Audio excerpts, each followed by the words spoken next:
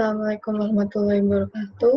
Perkenalkan, saya Rana Diasti Zarina dengan NIM 14117147. Di sini saya akan menyampaikan hasil pengerjaan tugas saya dengan judul visualisasi data proses akademik. Tugas ini dibuat untuk memenuhi tugas UTS Take Home dari mata kuliah visualisasi data program studi Teknik Informatika Institut Teknologi Sumatera. Adapun langkah-langkah dari pengembangan sebuah visualisasi data diawali dengan menentukan purpose dan parameter.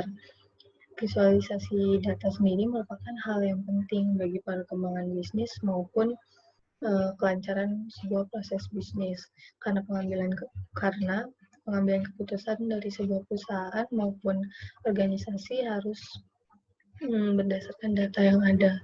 Maka agar data tersebut mudah dipahami oleh pembaca, dibuatlah visualisasi data yang menarik.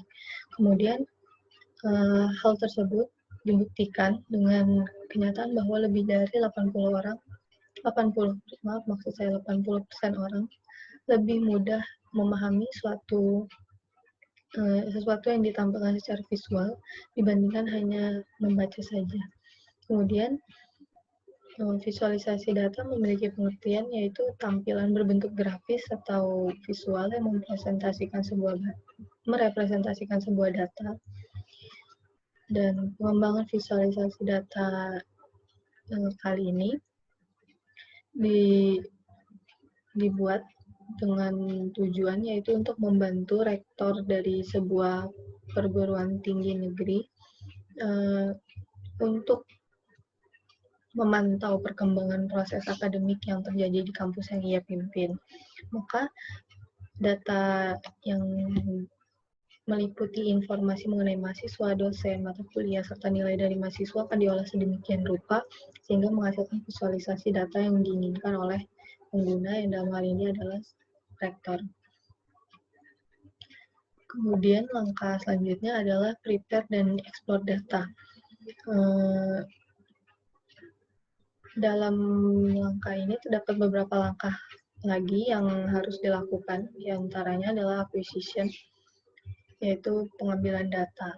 Data yang akan diolah menjadi visualisasi data didapatkan dari dosen pengampu mata kuliah visualisasi data dengan format Excel. Data tersebut berisi informasi mengenai dosen, mahasiswa, penugasan dosen, nilai mahasiswa, dan informasi proses akademik lainnya.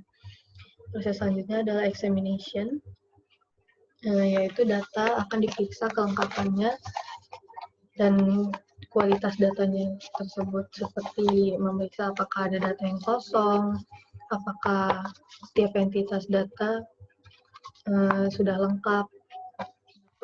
Pemeriksaan ini menggunakan fitur filter pada aplikasi Excel. Proses ini sendiri akan menentukan data apa saja yang akan dihilangkan nantinya pada proses selanjutnya.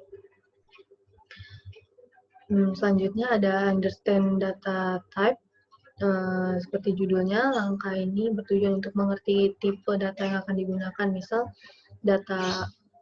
Misal untuk mengetahui tipe data, misalnya apakah sebuah data memiliki tipe kategorikal atau data merupakan tipe numerik sehingga dapat dilakukan manipulasi data yang sesuai nantinya. Langkah ini dilakukan untuk mengetahui apa yang dapat dilakukan dengan data yang ada dan demi menghasilkan sebuah visualisasi data yang maksimal. Selanjutnya ada transforming for quality, yaitu bertujuan untuk merapikan atau membersihkan data dari error yang sudah ditemukan pada langkah examination sebelumnya. Proses ini dilakukan contohnya adalah menghapus data yang kurang lengkap atau menghapus baris yang kurang lengkap atau blank. Selanjutnya ada transforming for analysis. Langkah ini dilakukan untuk merapikan data dengan tujuan analisis dan dan presentasi data. Proses yang dilakukan contohnya parsing atau memisahkan sebuah variabel atau sebuah kolom untuk masukkan variabel baru yang akan digunakan untuk visualisasi data nantinya. Yang terakhir ada consolidating. Langkah ini dilakukan untuk menghilangkan kekurangan atau error yang diakibatkan oleh langkah-langkah sebelumnya.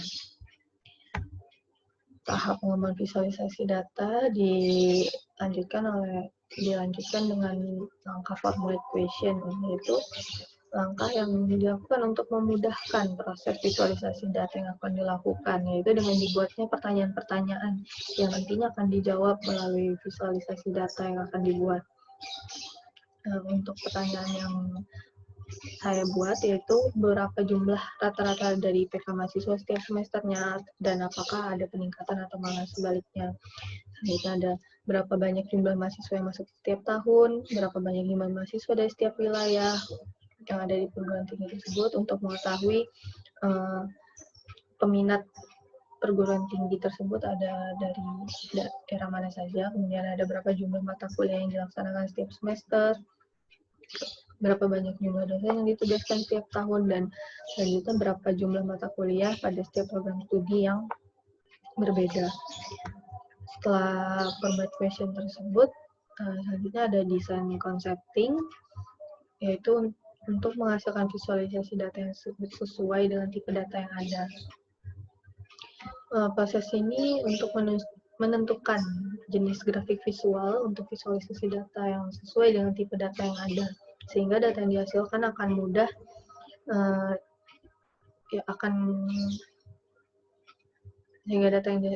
dibaca dan dimengerti oleh pembaca.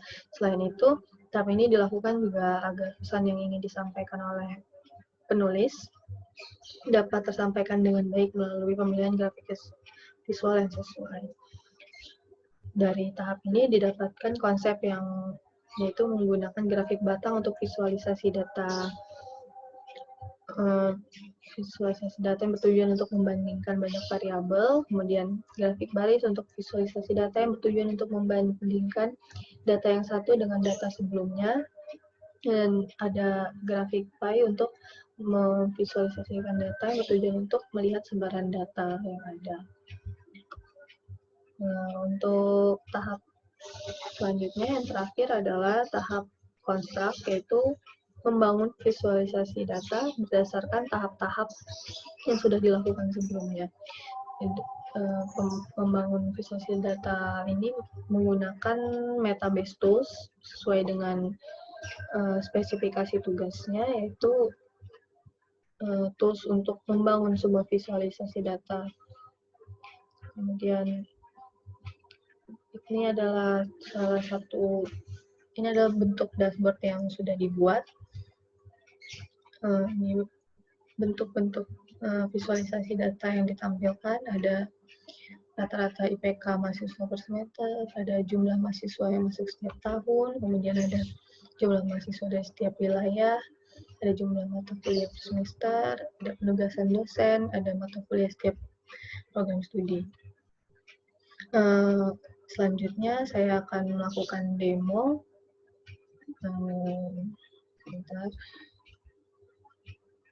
Untuk demo di sini sudah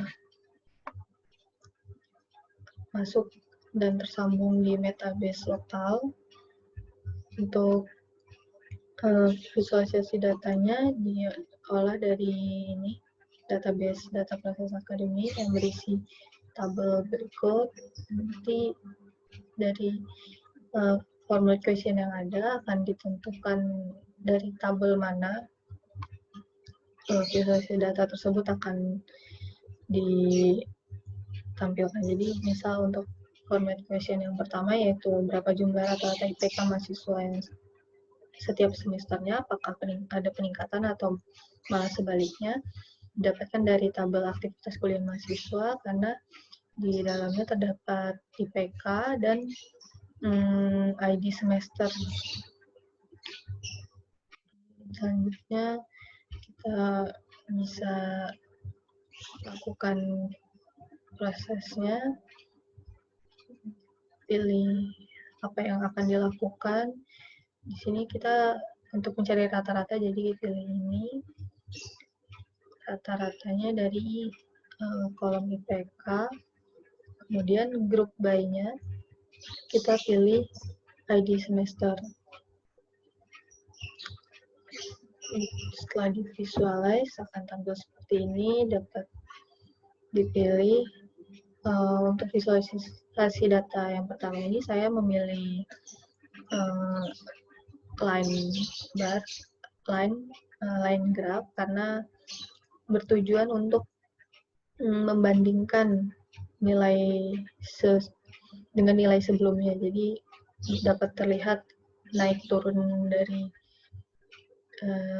nilai IPK mahasiswa setiap semesternya. Nanti disimpan dan akan masuk ke dalam dashboard di sini. Jadi ini sudah dibuat semua visualisasi datanya. Ini formulate question yang pertama, menghasilkan visualisasi data seperti ini.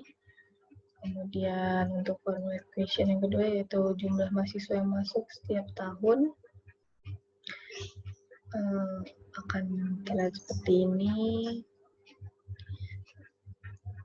Terus kemudian untuk formulate question yang ketiga yaitu jumlah mahasiswa dari setiap wilayah dengan diagram pie karena untuk melihat sebarannya.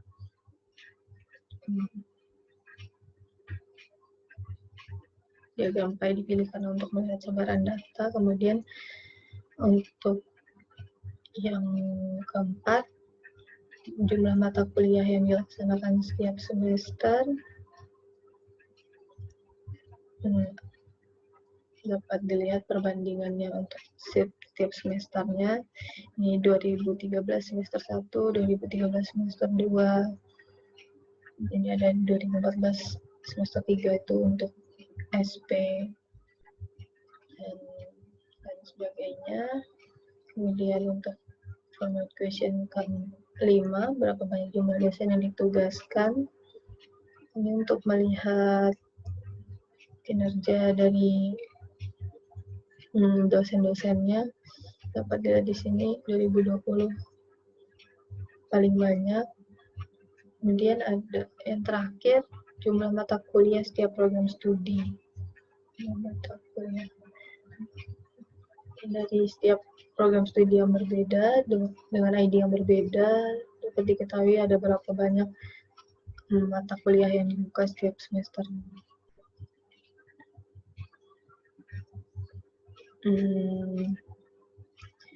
Setelah itu untuk tampilan dashboardnya seperti ini.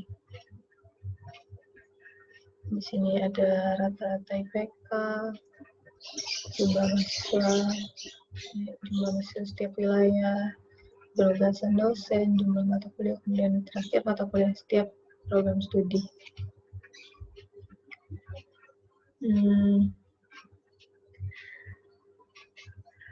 Mungkin itu saja yang dapat saya sampaikan. Apabila ada kekurangan saya mohon maaf.